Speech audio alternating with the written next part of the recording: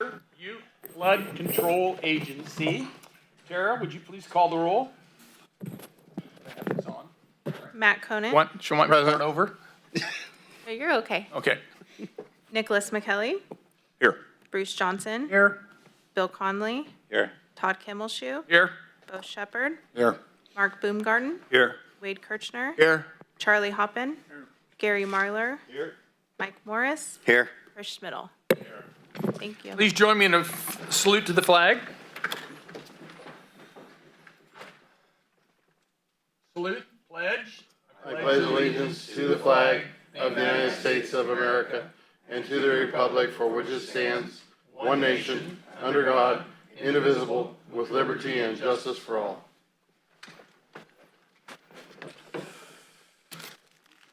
All right, we'll move right into public comment. I'm not going to read through the public comment. Is there anyone here that would like to make public comment? We cannot take action on anything brought from the floor, but we are willing to hear of anything. I just wanted to introduce Terry DeBose, who came with me today from Butte County. She is on the staff of our Congressman Doug LaMalfa. What's your official title? District Representative. Okay, great. Nice to have you here. You're going to learn all about levee repair. Let's go. All right, with that, we'll move right into then our first item, our budget hearing. And I believe this is a carryover from a previous meeting, right? We never really closed the hearing. That's correct, Mr. Chairman. So last month, we presented the preliminary budget and got the board's approval to advertise and let the public know that we were taking the final budget to the board for adoption this month. And so Seth's going to provide a presentation. He provided a very extensive presentation last month. So he'll provide a more summarized presentation this month, and we're looking forward to board approval of our budget. All right, Seth? Yeah, thank you much, Michael, Chair, members of the board, Seth Roselle, Agency Budget Manager.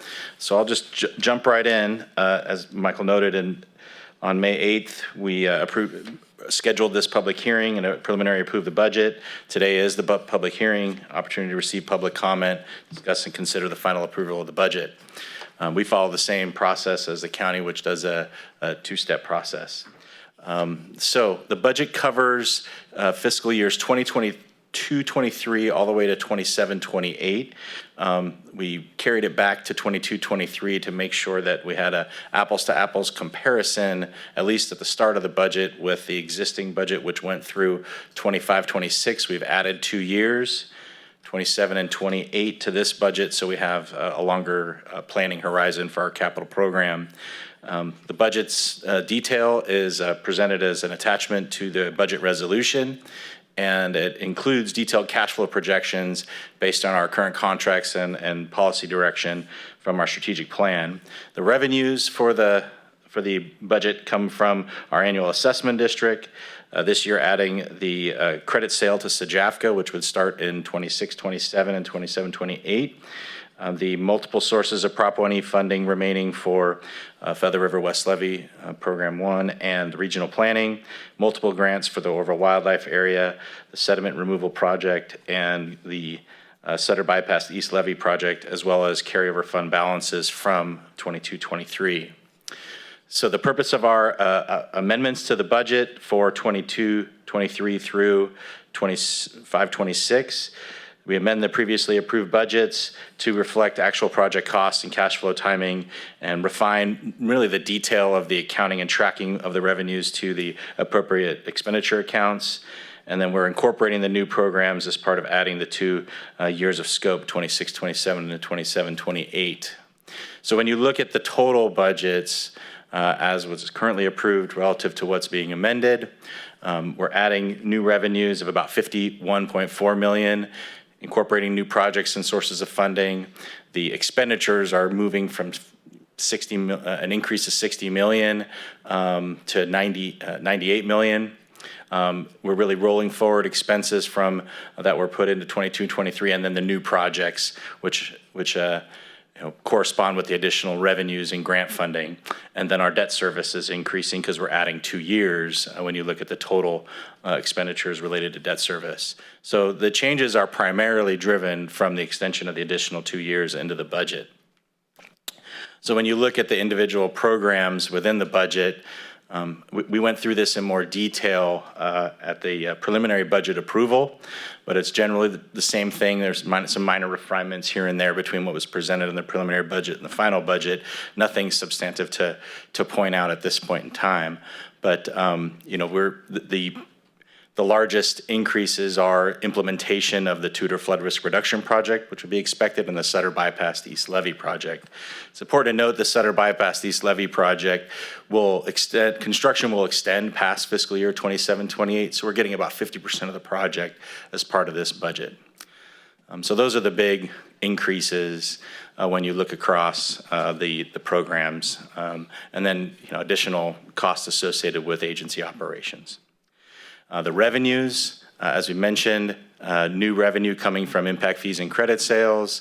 We are incorporating revenue from the Feather River West Levee Financing Authority. That's the repayment of the original $750,000 that was provided to Fralifa for their establishment and assessment district formation, getting in 4 years of repayment into this budget cycle, so $200,000 in revenue. And then, as I mentioned, additional grant revenues for the OWA program, for FMPRA, and then the Sutter Bypass East Levee construction funding that we're expecting and applying for through FEMA and Cal-OES. So those are the big increases in the revenues associated with this budget approval. It's important to note too that there are within the budget document, we identify capital projects to incorporate into our CIP. Some of these aren't completely fully budgeted. The Sutter Bypass critical repairs construction work, $45 million is the total project, but as I mentioned, it will extend past the budget timeframe. But we're noting in the budget message those programs that are expected to come. Once the funding is secured, we would bring back in a budget addendum to conform the budget to a future year's budget to the actual grant and funding received. So we're continuing to seek funding for sediment removal that's incorporated into the budget, but continuing to seek additional funding for Sutter Bypass critical repairs and the Tudor flood risk reduction project and the Robinson's Riffle construction and implementation. So with that kind of high-level overview, I ask the board open the public hearing, receive any public comments, and approve the attached budget resolution adopting the final amended fiscal years 2022 to 2028 budget. Thank you, Seth. Any questions, comments from board members? I have a question to Michael. Michael, later in the program, are we going to talk about the sediment removal project? I've got a question for you. I don't know if it's appropriate now or. We will in the program project update. Okay, now I'll open up for any public comment from the public. Okay, seeing none, we'll close public comment.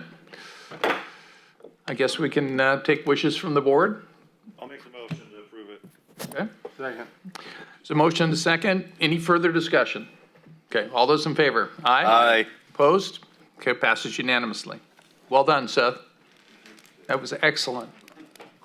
Quick enough, yeah. If you had a little longer, we might not have approved it.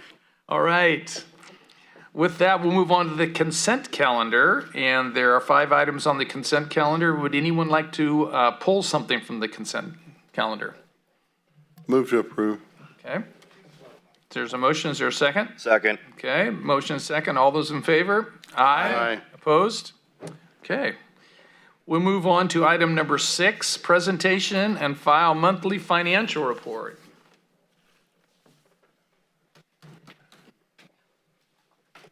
Afternoon.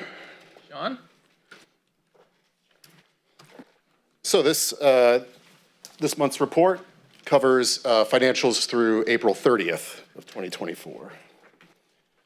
And we ended with a working capital balance of $24.8 million, Estimated with pending financials, it's about $27.6 million. Revenue, we've maxed out for the operating revenue in compliance with our budget, $750,000. And then our capital revenue through April 30th was 4.0 million, with 7.7 million both actual and pending, a difference of 3.7 million pending. And to break down that 3.7 million is both capital payments that we're expecting from the state and in some cases, a local agency like City of Oroville, waiting on a reimbursement from them. And then assessment revenue, we have 1.9 million that we're expecting by end of June. And actually, I had a conversation yesterday with Yuba City Finance. It looks like they had received the check, but they couldn't confirm exactly the amount, but it's going to be, that's the way it works sometimes. But it's, 1.9 million at least. And so the estimated expenditures that we still have both through April 2024, the 3.0 million paid, both paid and pending is 3.7 million, and then a breakdown here of some of those pending costs. Our next debt service payment will be due in October. Over the last 2 or 3 years, we've received notification from the lender, usually beginning of September, so we're able to satisfy that payment in a timely fashion. Bless you. And so going forward, just close out of UFR, and then next round of our grant reimbursement requests will be conducted in July, with a target of end of July, beginning of August for submittal of those. And then we've, Frau Liefa administration, we're finalizing the scope of work under their annual budget. We just kind of went over. And then the agency audit, we've actually just got underway as well. So open up for any questions. Any questions for Sean? Okay. There's no motion needed on this, right? It's just for info? Okay. Thank you very much, Sean. Thank you. Excellent job as usual. We'll move on to item 7. The only person that runs a meeting faster than I do is Bill Connolly. So, but I learned from the best, Bill. That's pretty fast. Stalling now. Okay. All right, item 7, presentation and file program project update. All our updates on all our mini projects. Okay, thank you, Mr. Chairman and members of the board. First of all, I want to thank the board for approving our budget. So it's, it's a large budget, and as Seth highlighted, we have a lot of projects going on, and we're advancing a lot of work in the region. So we're excited about that. So thank you for that passage of that budget. In terms of Feather River West Levee Project 1, we're still in project closeout mode. So we're still on the environmental mitigation side, still working with our regulatory partners to complete that process.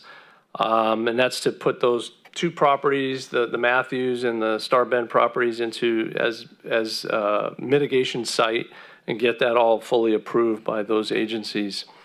Also, I was working, as I noted last month, with the Enterprise Rancheria to repatriate materials that were collected during the process of the Feather River West Levee project, and that work has been completed. I'm still waiting on a final invoice from the tribe, but that all went well.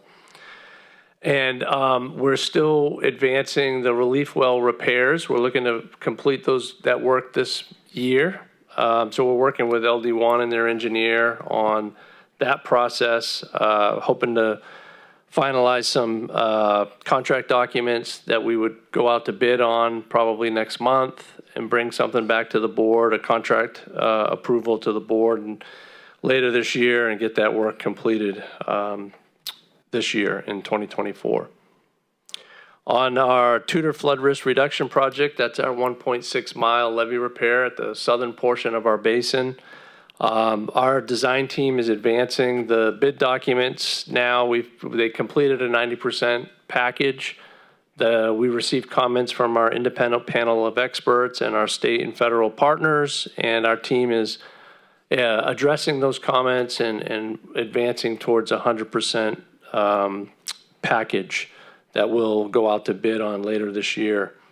We're also working on all our environmental permits, most notably our 408 approval process with the Army Corps for that project. We're also looking to advance some cultural resources testing this summer, so we need a separate 408 for that operation. And so we're targeting September, October to get that work done this year. And that information will be relayed into our bid document so that we can define if there's any sensitive areas and how our contractor needs to either avoid or deal with that type of situation. So, that's what we're working on for that project, with the goal of constructing that levee improvement project next year, after May 1st. On Sutter Bypass East levee repair, that's our 5.2 mile levee repair project on the Sutter Bypass. So our team is at a 30% design level. We have a field meeting set up for Monday. The Department of Water Resources are dewatering a large pipeline that crosses through the levee at one of their pump stations. So they're doing an investigation on whether that pump station needs to be modified and that pipeline, and we're also going to have our team out there to see whether or not that work gets included in our project or how that'll be dealt with in the future. So that's on Monday, and we're advancing all of our designs and permits for that project. What I wanted to highlight here too is, as the board is aware, we applied for 2 FEMA grants, the BRIC grant and the FMA grant. We've been working closely with Sutter County, Yuba City, who've sent letters into Congressman LaMalfa's office. Calpine is engaged to assist us to, kind of lobby FEMA to approve our grant application. So Congressman LaMalfa has been great. So he and his staff are putting together a joint letter that's going to be signed by Congressman LaMalfa, Garamendi, Matsui, Thompson, and Barra. All of those Congress people are going to sign a letter that will be sent to FEMA requesting that they approve our grant. So there's a lot of assistance taking place right now and a lot of political processes underway to assist us in that regard. So I'd want the board to be aware. I should get a copy of that letter either end of this week or early next, and I will send that off to the board for informational purposes. Next slide, please. On City of Orrville levee repair, so we're still waiting on the Corps. So we've had that feasibility application in, feasibility study, I should say, and we're hopeful that the Corps will approve that. We've gotten some assistance from some Congressman LaMalfa also on that one, requesting that the Corps approve that process. We're also working closely with the state and Assemblyman Gallagher's office to see if we can line up a little bit of state funding to advance the project, so that we can do some additional investigations and hopefully line up additional funding to do further investigations and maybe even start a design process on that 1 mile levee repair project.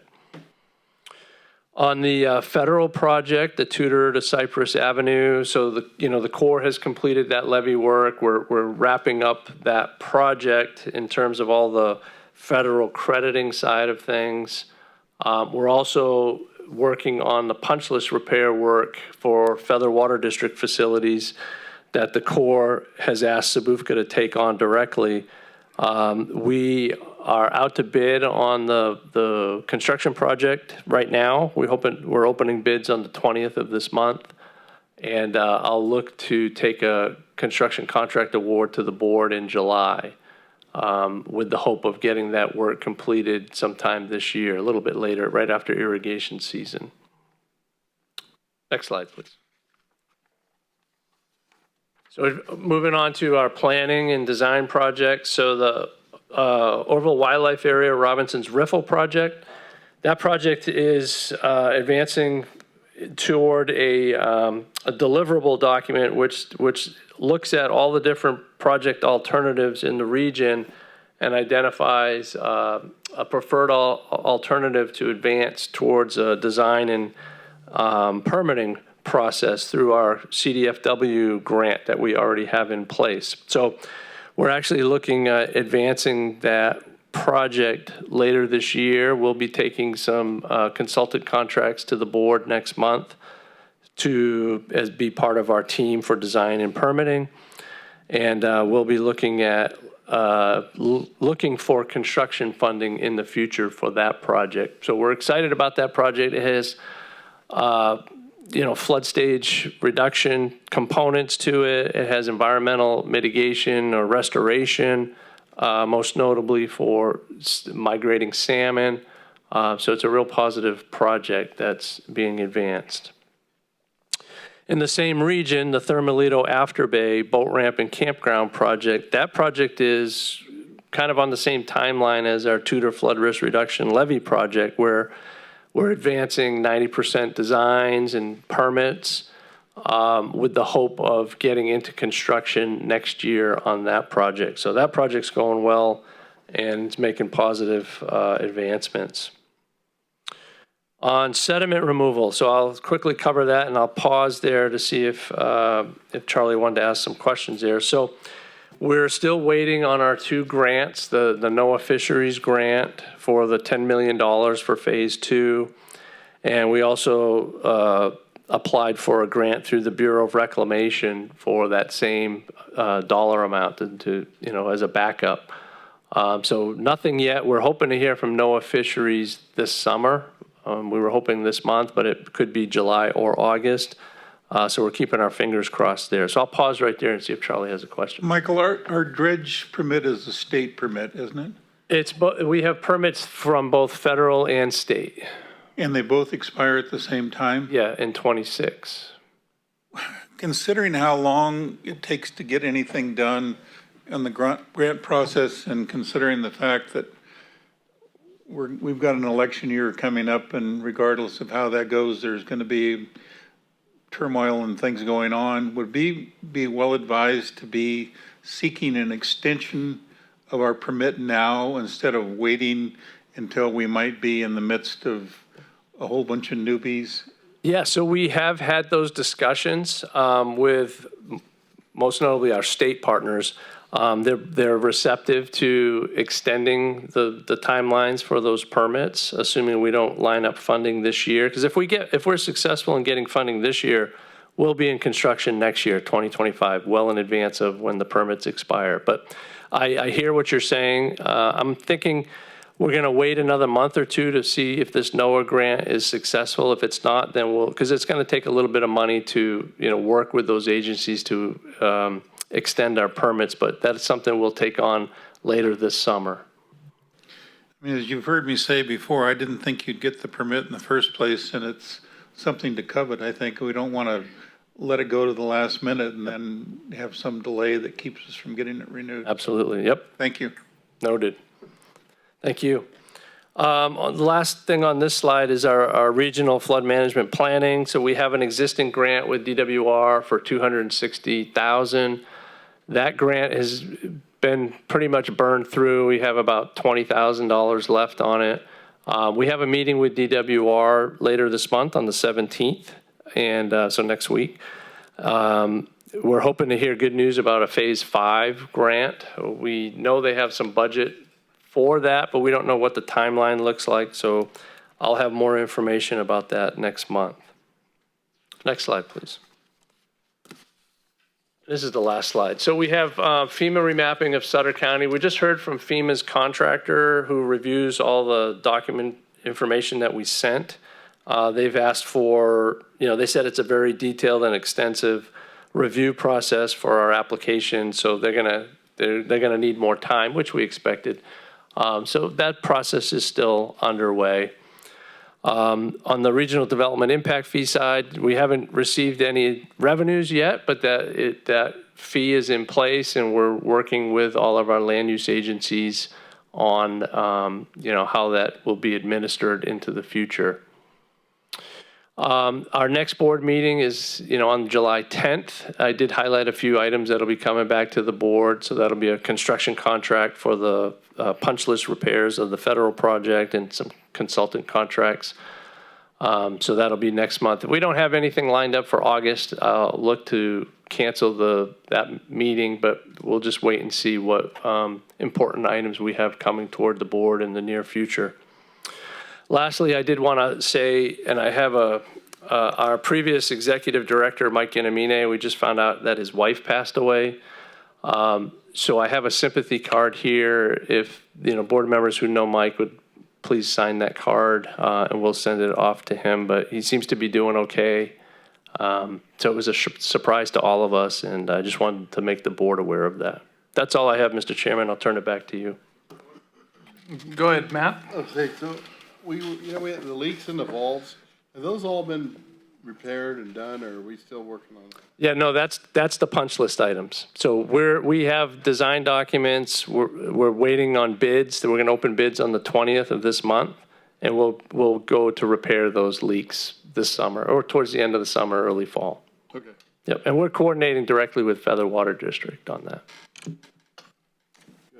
Okay, anyone else? Bill, did you want to prolong the meeting any longer? Or? I have an item. No? Okay. Just on the- County is thankful for all your support. And all the federal and state money raining down on us. Thank you.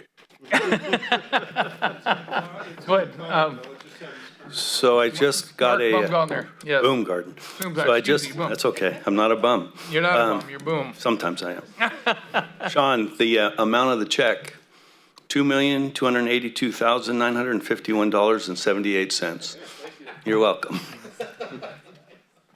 Okay. With that, we will meet in July, but probably not in August. Is that right? Possibly not in August. Possibly But not. we'll make the Andrea, board did you aware. have anything? Okay. All right.